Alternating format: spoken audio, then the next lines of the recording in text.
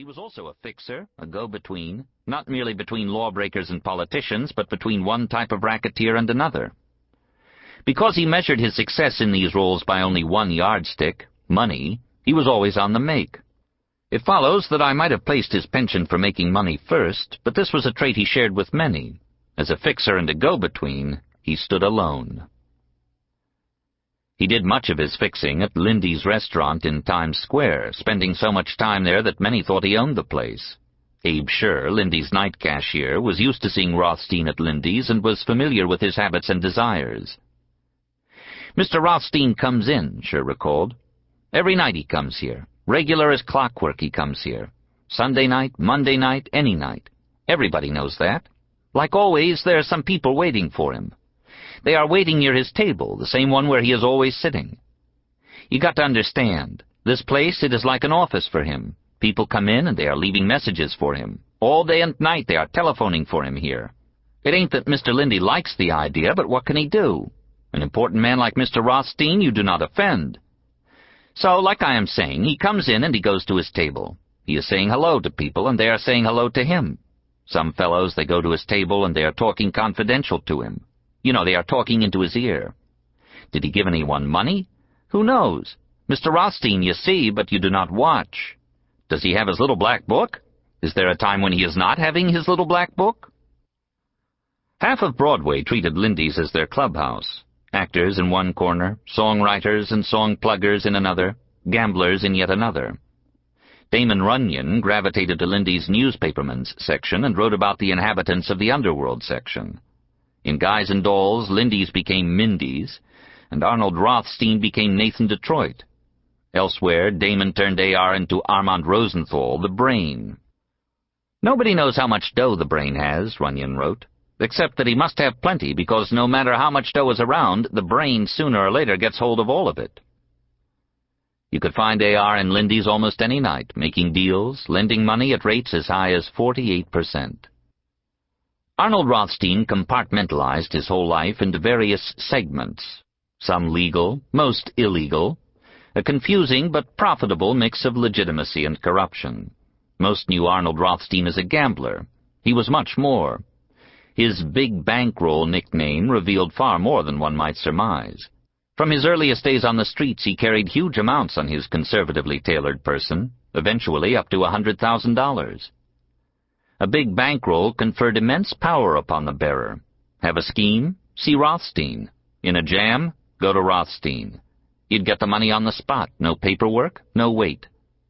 And so A.R. fenced millions of dollars in stolen government bonds, backed New York's biggest bootleggers, imported tons of illegal heroin and morphine, financed shady Wall Street bucket shops, bought and sold cops and politicians. Rothstein wasn't merely rich, he was smart. That was how he became rich. A.R. was the great brain, smarter and savvier than those around him, no matter what crowd he was with. The gamblers, the reporters, the politicians, the hoodlums, the show people, the legitimate businessmen. They knew it, he knew it. He prided himself on his overwhelming intelligence, his ability to calmly, coldly manipulate any situation. He bristled when people said he cheated, even though he did cheat, especially since he cheated. "Because the majority of the human race are dubs and dumbbells," he once boasted.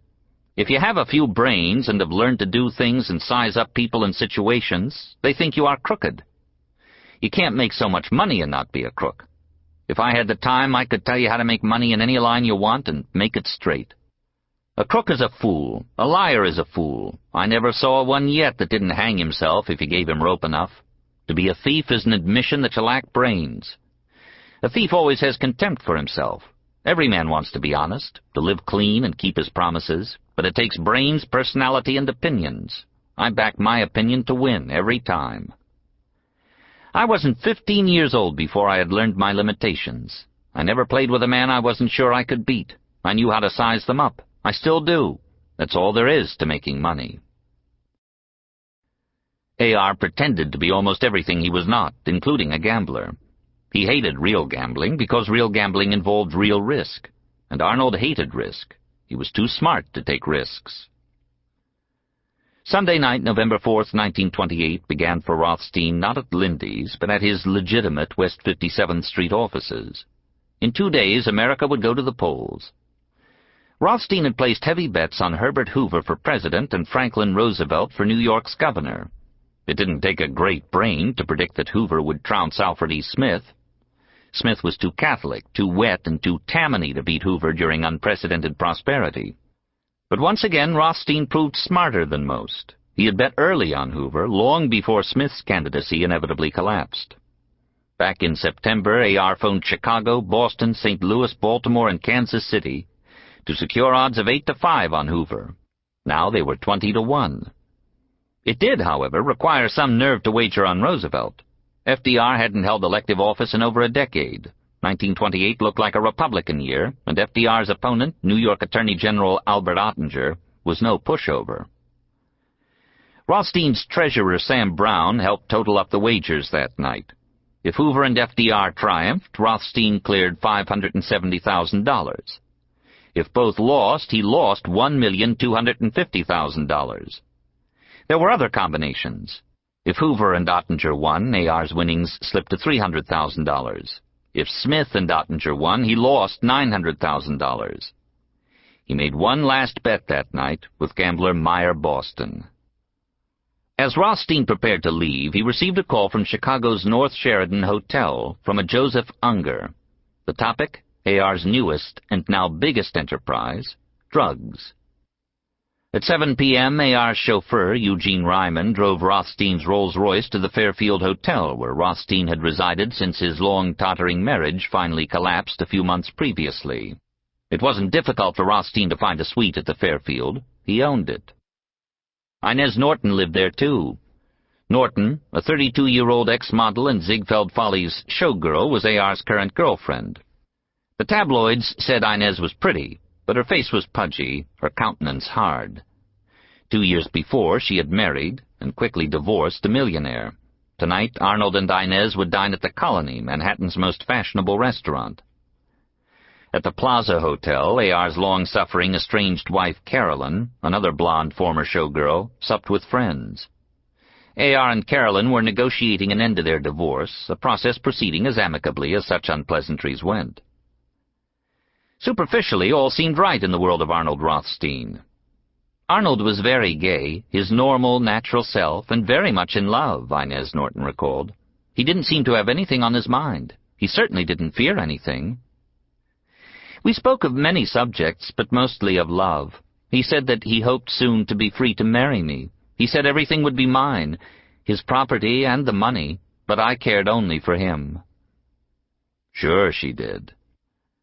It had rained all day, and the windy and sleet-filled evening wasn't any better. When dinner ended, A.R. and Inez took A.R.'s limo to Times Square. Inez headed for the Rivoli, one of the area's opulent new picture palaces, where she and a girlfriend watched Erich von Stroheim's lavish The Wedding March, a silent film about the evils of marrying for money. Rothstein, who never went to movies, headed for Lindy's. He had business to attend to. He always had business, even if he didn't know in advance what that business might be. Arnold Rothstein attracted business like a magnet. It was 9 p.m. At Lindy's, A.R. checked messages, spoke briefly with associates, and for about an hour conversed in hushed tones, as he almost always did, with Damon Runyon. Rothstein did most of the talking. Right around 10, A.R. checked his billfold. He felt tapped out and dispatched chauffeur Eugene Ryman to get some dough. At 10:12, 6 blocks away, Park Central Hotel switchboard operator Beatrice Jackson took a call from room 349, a 2-room suite where 3 days previously a George A. Richards, Newark, New Jersey, had registered without benefit of luggage. Richards paid $12 cash for a day's rent, paying again each morning thereafter. "Place a call to Circle 3317, the voice from room 349 told Beatrice Jackson. Circle 3317 was Lindy's. Lindy's owner, Leo Linderman, liked the great brain, though his wife Clara despised him.